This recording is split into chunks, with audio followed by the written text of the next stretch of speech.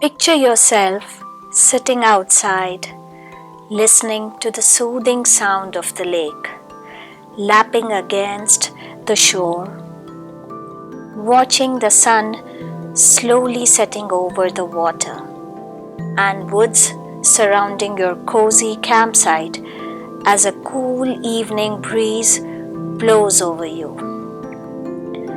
At Kerr Lake State Recreation Area, this fantasy can become reality. Choose between hundreds of RV or tent sites among the wooded shores of Kerr Lake, many of them situated right on the waterfront. The lake and surrounding woods offer a plethora of recreation options for everyone. A perfect place to set up your relaxation station and enjoy the simple pleasures of life. The John H. Kerr or Bugs Island Lake is the result of a dam that was built from 1947 through 1952 by the U.S. Army Corps of Engineers to produce hydroelectricity and to provide flood control in a spot in Mecklenburg County, Virginia, on the Roanoke River, a few hundred feet upstream from an island belonging to the descendants of Samuel Bug. The resulting lake is the largest reservoir in Virginia by surface area. At its maximum capacity, Kerr or Bugs Island Lake is one of the largest reservoirs in the southeastern United States. The lake has over 850 miles of shoreline and covers approximately 50,000 acres. It is located in parts of Vance, Granville, and Warren counties in North Carolina, and Mecklenburg, Charlotte, and Halifax counties in Virginia. The area flooded by Kerr Lake includes land once inhabited by the Occoneechee Indians.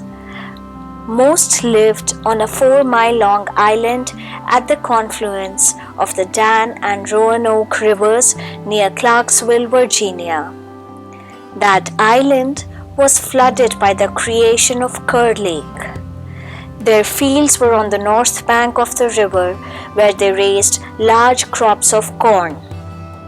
The Occoneechee were also prominent in the deerskin and fur trades with the Virginia and North Carolina colonists in the 1600s.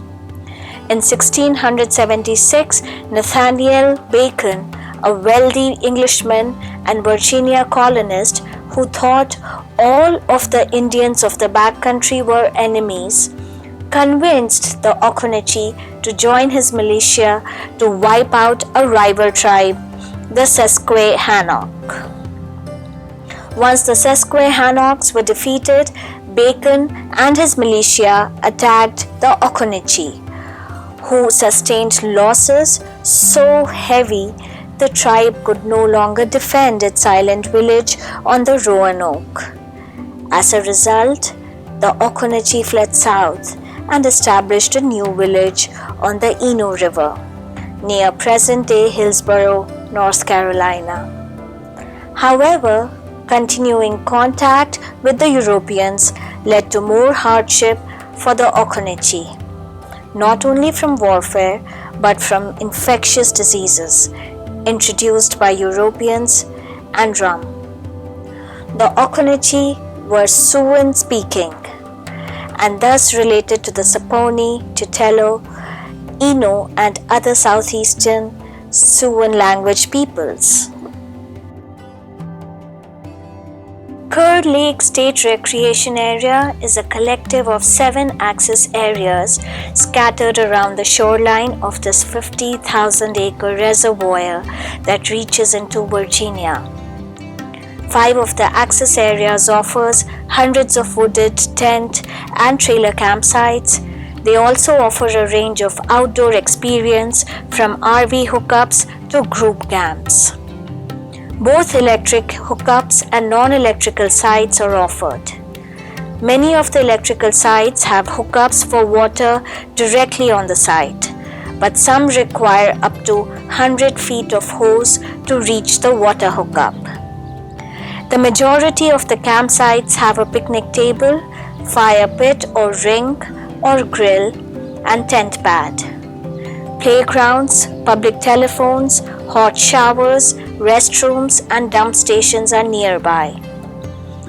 Bullocksville offers 59 tent or trailer campsites, 28 with water and electric hookups.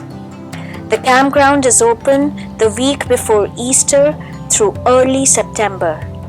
A softball field is located nearby. Activities offered near the campground are biking, boating, fishing, hiking, paddling, jet skiing, water tubing, wind sports, swimming, and of course wildlife watching. Camping is like staying in a primitive cabin, minus the cabin itself. So in addition to your tent, pack as though you are going to stay someplace where there's little or no furniture, no electricity, no stove or refrigerator, and the cupboards are bare. In a developed campground, you will have running water and a community bathroom a few hundred yards away.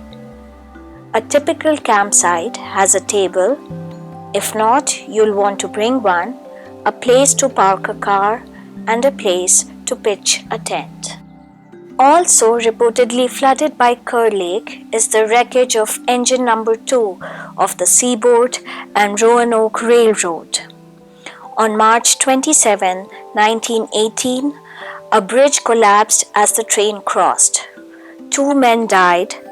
Locals say the engine was never removed from the mud below the trestle. That area was flooded by Kerr Lake, and reportedly some folks would dive down and ring the submerged locomotive's bell. What could be better than a day filled with exploring the woods, an evening of good conversation, surrounded by loved ones around a campfire, and a night of sleeping in a tent beneath a pitch-black sky filled with bright stars. If you are someone who identifies as a camper, not much. But how do you express your love for the great outdoors to both the like-minded souls you know and the souls in your life? Crickets chirp, the fire crackles, the marshmallows cry out from their package, begging to be roasted to a toasty golden brown. No campout is complete without roasting marshmallows over an open fire to make that tasty treat familiar to everyone. S'mores. Although many different varieties of s'mores have developed over time, the s'more is basically a sandwich of roasted marshmallows and chocolate between graham crackers. This sweet, warm, gooey, delicious treat always leaves kids wanting more. In fact, that's probably how they got their name.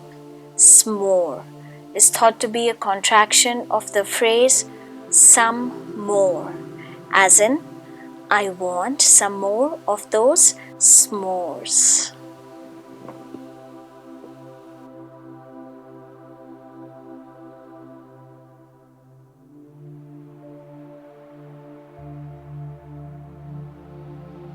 There's something about a fire on a dark night, a fire shared with others that pulls the gloom right out of you.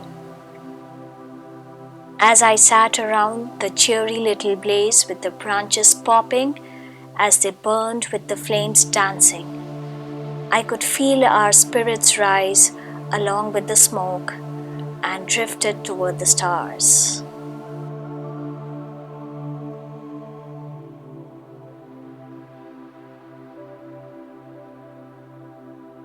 Sunrises aren't always spectacular. They don't always drag autumnal warmth out of bleak darkness. They don't always flood landscapes with hot beauty. They can be watery and meek, insignificant, but boy are they optimistic. Filled with the hope of a day yet unknown, they fill the world with light. Sunrises are freedom, opportunity, anticipation, solitude. They are caught in the hours when the world is quiet, heavy with sleep. Sunrises are the quiet introverts of sun events, the unassuming beauties, raw and full of heart. I reckon those who know first light know the real loveliness of the world. Sunrises and sunsets are the universe's present to the earth's flawed populace. They are at once humbling and life-affirming, blessed in their simplicity and impossible in their majesty. We are part of a tremendously huge organic unity of existence. Everything in us is related to the grass, to the trees, to the stars. Nothing is unrelated. The sunrise is not only something that happens outside, something happens within you too. As the sun rises, there is a rhythmic awareness all over the planet. The trees wake up, the flowers blossom, the lotuses open their petals, the birds suddenly start singing. Something within you also starts awakening. The shift between a relaxed cry and a relaxed smile can be so tiny, as if they are the same, yet so different, but calm, beautiful to observe, big, fragile, subtler levels paving the path. To me, the sun is a role model, always compassionate, showing that sharing makes life more beautiful. The sun is literally a leading star, a love warrior. Whenever we want to tap into the light, it's there for us, even at night with the moon reflecting the way.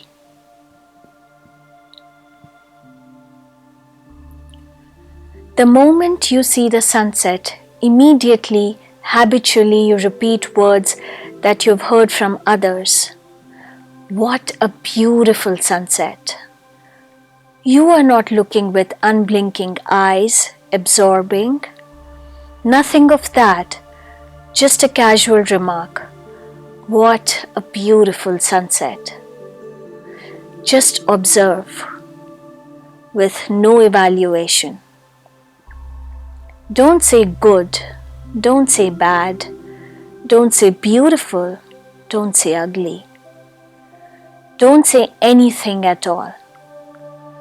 Without saying anything, without bringing your mind in, just watch with utterly empty eyes, like a mirror.